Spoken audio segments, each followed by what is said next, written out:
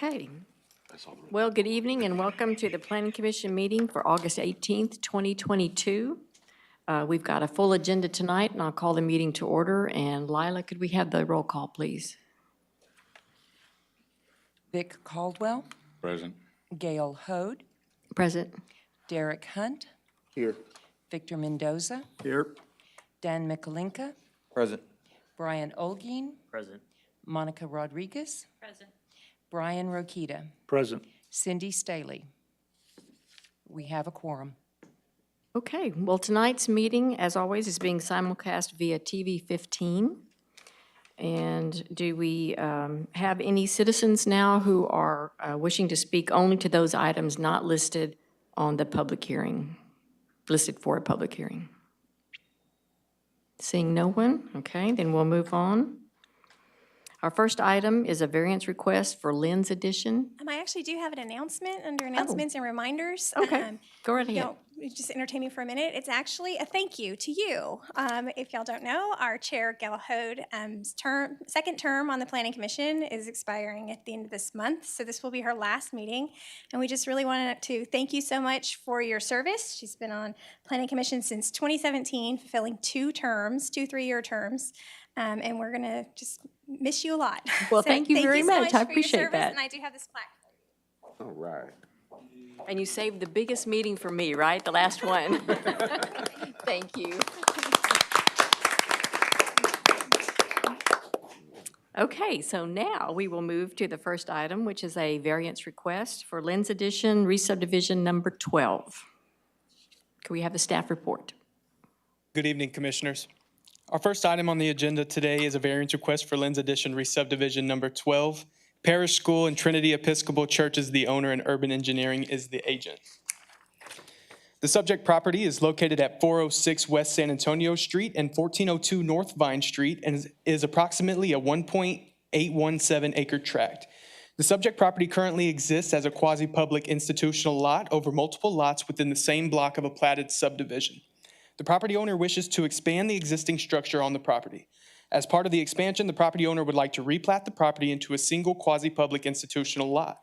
The owner is requesting variances to section 21-83A4 and 6 in order to allow for the approval of a final plat depicting front and exterior side setbacks of 9 feet along West San Antonio Street, North Vine Street, West Guadalupe Street, and North Moody Street. The granting of these variances would allow for the approval of a final plat depicting the reduction of the required 20-foot and 25-foot building setback lines to 9-foot setbacks along West San Antonio, North Vine, West Guadalupe, and North Moody Street, all existing local streets. Lynn's Addition re-subdivision number 12 is a proposed final plat of 1.817 acres. The property currently exists as a quasi-public institutional lot containing quasi-public institutional structures on it. The property is being replatted into a quasi-public institutional lot within Block 3, Lot 1R. The proposed plat will dedicate 5-foot public utility easement along West San Antonio Street, North Vine Street, West Guadalupe Street, and North Moody Street for the benefit of the public should public utilities need to be repaired, relocated, or expanded. Access to the subdivision will be from West San Antonio Street, North Vine Street, West Guadalupe Street, and North Moody Street, all existing local streets. The final plat will meet all applicable ordinances with approval of the variance. Staff recommends approval of the variance request to allow for the approval of the final plat depicting 9-foot front and exterior yard setbacks below the minimum 20-foot and 25-foot required setbacks for a quasi-public institutional development along local streets while meeting all other requirements set out in city code. Staff has determined the subject property has been developed and has long existed in its current use as an educational institution. The reduction of the building setbacks will not be detrimental to the orderly development of its surrounding neighborhood.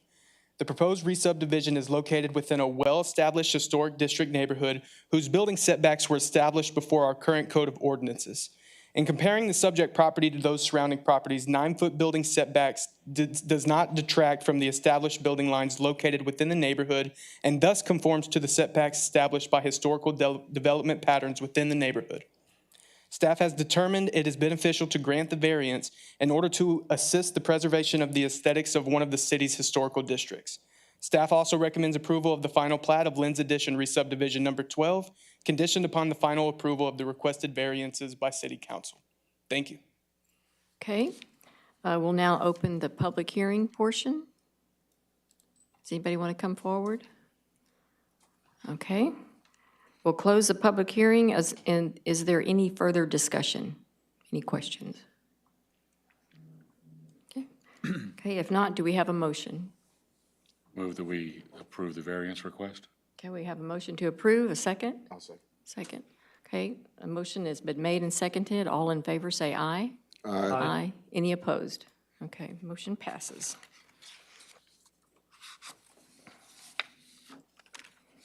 The second item is a variance request for Trinity Episcopal Church and School. Can we have the staff report on that, please? Our second item on the agenda tonight is a variance request for Trinity Episcopal Church and School site plan. The subject property is located at 406 West San Antonio Street, 1402 North Vine Street, 1501 North Glass Street, and 1504 West Guadalupe Street in Victoria, Texas, and consists of a combined 3.65 acres.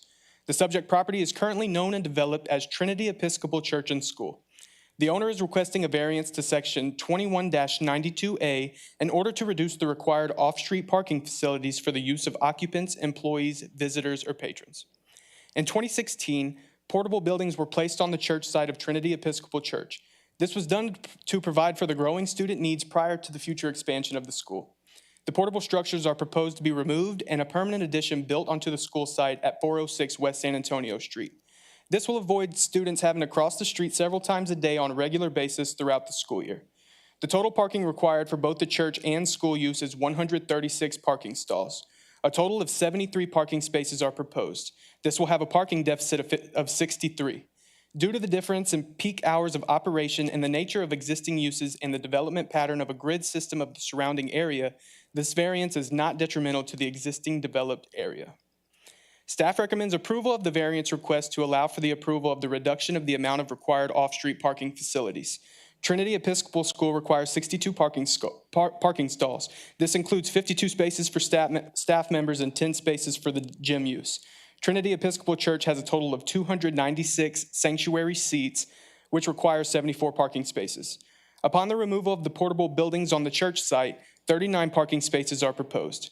The total parking required for both the church and school is 136 spaces. A total of 73 parking spaces are proposed, leaving a parking deficit of 63 spaces. Because of the difference in peak hours of operation and the nature of existing uses, staff agrees that this variance is not detrimental to the existing developed area. Furthermore, the surrounding area is developed as a traditional grid system, providing ample circulation for traffic. The school and church are also located in a primary residential area where the existing grid system is more than adequate to handle the traffic generated by the surrounding residential uses, in addition to the Trinity Episcopal Church and school uses. Staff recommends approval of this variance in order to approve the construction of the required parking facilities at Trinity Episcopal New Elementary School and Church. Thank you. Okay, we'll now open for public hearing on this variance. Anyone wishing to speak? Okay, if not, we'll close the public hearing portion. Is there any other discussion or questions from commissioners? Has there been a study for the parking by the Trinity? You know, I guess, you know, they're gonna be losing 63 deficit. I just want to make sure that, you know, somebody's looking at this, because Yes, so Has they've never, anybody- yeah, this site has never met the current parking regulations. You know, that church was developed a very long time ago, I believe in the 60s, and then the school after it. And so if you look at them independently, they really both have sufficient parking if you look at just the church use or just the school use. But when you combine them, that's whenever you have a parking requirement that's really probably excessive, because when school is in session, there's very rarely any sort of use of the church. You may have an occasional funeral I guess that's what I'm use kind that of may concerned with. overlap, but really because of the difference in peak hours, as he was saying, you know, Sundays when you have church, Saturday, Sundays when you have church, and Monday through Fridays when you have school, that independently there's really enough parking for the overall site. Has the neighborhood, anybody, do the neighbors? No, we do not receive complaints from Okay, that's just, I wanted to the know. neighborhood, and there, of course, is a lot of street parking. Oh, yeah, I went by there a while ago, just making sure I got a feel of what we're doing tonight here. All right. I know that on those occasions where during the school day, there might be something going on at the church as well. Usually it's a big funeral, and they overflow onto the street anyhow. They would overflow onto the street even if the school Oh, I parking agree. I agree. wasn't factored I in. agree.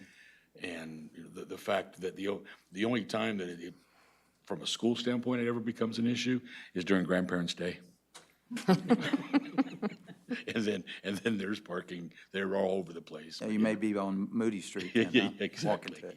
Yeah, and I mean, we don't recommend building parking for those very rare peak times that you would have a special event. No. You know, parking should be built for the everyday use, and the everyday use, they have sufficient for Yeah.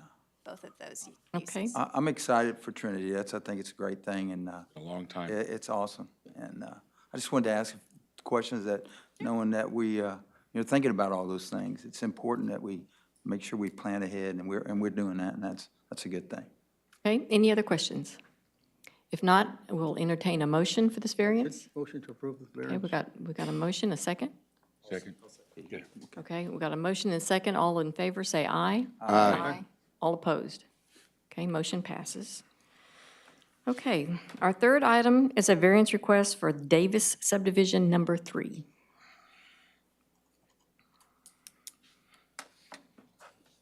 Our third item on the agenda today is a variance request for Davis Subdivision Number 3. Barbara Jill Porter Davis is the owner, and Cobalt Engineering and Inspections LLC is the agent. The subject property is located at 1205 Southeast Street in Victoria, Texas. The property owner would like to demolish their existing residential structure and build a new residential structure in its place on their lot. The owner has been given a conditional offer from the Texas General Land Office to fund the demolition and reconstruction of a new residential structure on their property. The demolition and reconstruction of a new residential structure requires a plat of the subject property in order for the building permits to be issued per the subdivision ordinance. The property owner would like to plat the property into a single-family residential lot. The owner is requesting a variance in order to plat the property into a single-family residential lot, with the lot width being below the minimum requirement for a single-family lot. Section 21-82A2 of the Victoria Code of Ordinances requires single-family residential lots to have a minimum lot width of 50 feet. Lot 1 will have an approximate minimum lot width of 46 feet. Lot 1 will be able to adhere to all other development guidelines required of single-family residential lots, despite being below the minimum lot width requirement. It also meets all yard setbacks and will adhere to all yard setbacks established with the replat. The granting of this variance would allow the property owner to plat the property into a single-family residential lot with a lot width of 46 feet while meeting all other requirements set out in the city code for single-family residential lots. The Davis Subdivision Number 3 is a proposed final plat of 0.18 acres. The property is being platted into a single-family residential lot within Block 1, Lot 1. Access to the subdivision and lot will be from Southeast Street, an existing local street. The proposed plat will dedicate approximately 2.2 foot of right-of-way required for the future expansion of Southeast Street, an existing local street. The final plat will meet all applicable ordinances with approval of the variance. Staff recommends approval of the variance request to allow the platting of one single-family residential lot, which is currently developed with a single-family residential structure on it. The variance will allow a lot width to be below the minimum lot width requirement for Lot 1 while meeting all other single-family residential lot requirements set out in the city code. The property has been developed and has existed in its current configuration for years. Staff has determined the approval of the variance would not significantly change the existing character of the neighborhood and would not be detrimental to surrounding lots. Furthermore, our analysis suggests that allowing the existing residential structure at 1205 Southeast Street to be torn down and the new residential structure to be erected would not be detrimental to the health, safety, or welfare of the surrounding neighborhood. The Texas General Land Office has qualified the owner of 1205 Southeast Street to receive funding for the construction of a new residential structure. The variance and plat be approved. The City of Victoria has an interest in not only cooperating with other subdivisions of government, but also allowing resources to be distributed to its citizens who need them. Staff also recommends approval of the final plat of Davis Subdivision Number 3, conditioned upon the final approval of the requested variance by City Council. Thank you. Okay, so we'll open the public hearing on this variance. Is there anyone who wishes to speak? Okay, seeing none, we'll close the public hearing. Any further discussion by commissioners? Any questions? If not, we'll entertain a motion. I'll make the motion, that we Okay. approve variance. Got a on motion to status. approve and a second. All those in favor say aye. Aye. Any opposed? Okay, motion passes. Now we move on to our fourth item, which is a variance request for the Victoria Town Center. Our fourth item on the agenda is a variance request for Victoria Town Center. Victoria Shopping Center LTD is the owner and Property Commerce in the care of Clay Trozo is the agent. The subject properties are located at 6512 and 6704 Northeast Zacklins Parkway and are approximately a 1.375 acre vacant lot and a 9.30 acre vacant lot that are to be the proposed future pad sites for a planned commercial shopping center development. The owner is requesting a variance in order to allow for the approval to erect an off-premise multi-tenant freestanding sign and one freestanding on-premise sign on each proposed pad site, while exceeding the allowable maximum square footage for permanent freestanding sign on a single lot. Excuse me. The owner and developer of these properties is proposing to subdivide these lots along with their adjacent property into a platted commercial subdivision in order to develop a planned shopping center development and individual commercial pad sites. The future shopping center development site and pad sites will be developed with future retail, office, and/or food establishments. Due to the limited frontage of approximately 100 feet on Zacklins Parkway, the rear lot signage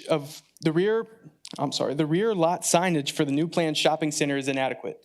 The proposed future pad site 2 will have a lot frontage of approximately 237 feet, while the proposed future pad site 4 will have a lot frontage of approximately 197 square feet, setting the maximum square footage for their signage.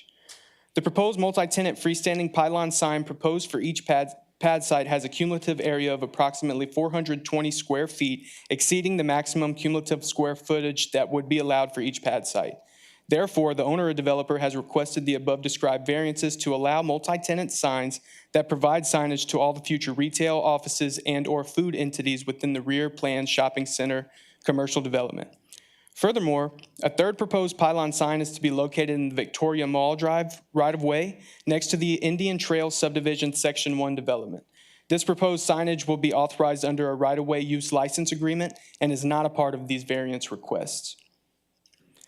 Staff recommends approval of the variance request to allow for the approval of an off-premises sign being a multi-tenant freestanding pylon sign and an on-premises freestanding pylon sign at both 6512 and 6704 Northeast Zacklins Parkway. A freestanding multi-tenant sign would be allowed on the 6512 Northeast Zacklins Parkway lot as it is platted currently, but the proposed size of the multi-tenant sign would still exceed the maximum cumulative area allowed for freestanding signs. In anticipation of the future overall development for the property, it is the best interest of the owner or developer to pursue the variance for signage now in order to allow for the orderly development of the future shopping center and pad sites. Staff analyzed the overall lot frontage of the whole development in regard to the overall signage plan and then compared the individual lot frontages. The development will consist of 8 lots, 1 being a rear commercial planned shopping center lot and 7 being individual commercial pad site lots with street frontage. Staff determined the future planned shopping center and individual commercial pad sites combined will have approximately 2,351 feet of frontage along Zacklins Parkway. The owner or developer has a proposed signage plan to allow pad site 2 and pad site 4 to erect one off-premises multi-tenant freestanding pylon sign to provide signage for the rear planned shopping center with a cumulative area of 420 square feet each. The signage plan also proposes to allow pad site 2 and pad site 4 to erect one additional freestanding sign, which would be an on-premise freestanding sign not exceeding 100 square feet and no higher than 35 feet in height. The remaining 5 individual commercial pad sites would be allowed to erect one on-premises freestanding sign with a cumulative area of 100 square feet and also be no higher than 35 feet in height. The planned shopping center lot, though it has limited frontage on Zacklins Parkway, would not be granted a freestanding sign on its lot. Based on the overall signage plan presented to staff to consider, the development only utilizes approximately 1,540 square feet of total signage for the whole development. Their proposed signage plan is utilizing just over half of their allotted signage square footage amounts, supporting the orderly development of the overall site development.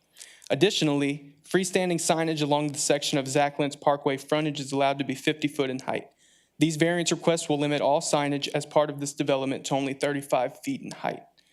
Staff further recommends approval of these variances subject to the condition that the signs be constructed and erected per the plans submitted as part of the variance application and overall signage plan. Thank you. Okay, and once again, we'll open for a public hearing. Seeing no one, we'll close the public hearing.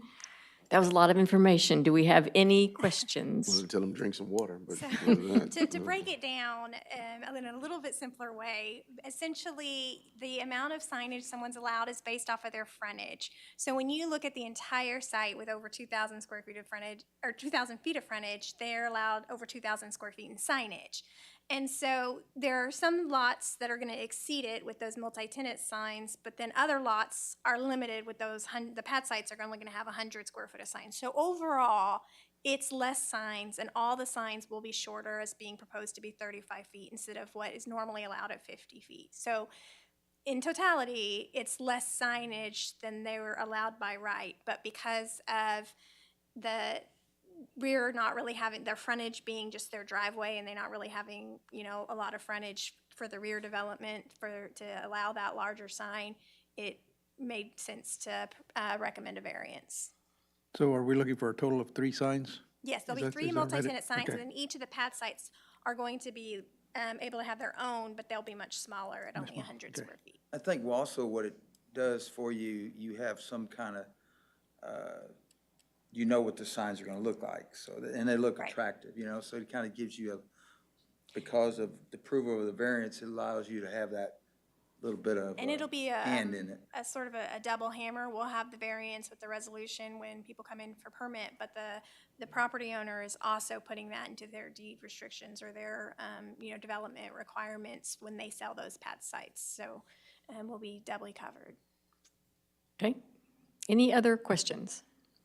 If not, I'll ask for a motion on this.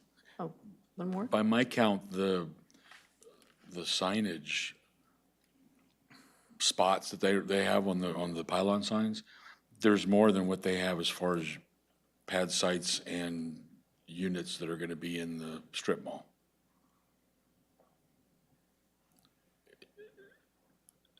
Does that come into play at all? No. That's why we're saying, that because of that's what the variance is for, is you have an off-premise and another freestanding sign on the pad sites that have the multi-tenant signs. And I tried looking it up and I couldn't find it. Do we have some way to ensure, like, potentially it could be years before pad 2, 3, 4, 5, and 6 get rented? Do we have something within the ordinance that ensures that that sign isn't just gonna have big open spots where they decide not to? So he's not actually going to construct the signs. We won't have, the only signs that will be constructed are the multi-tenant signs. So there will be open spots on the multi-tenant signs until he finishes out the rest of the pad sites. But the individual pad site, 100 square foot signs won't be erected until there's a building permit, you know, for a building associated with that. Right, I understand that, but what I'm concerned about is that we've got this big 35-foot pylon sign with 2 businesses, and then the rest of it, there's openings wherever they don't have a sign put up.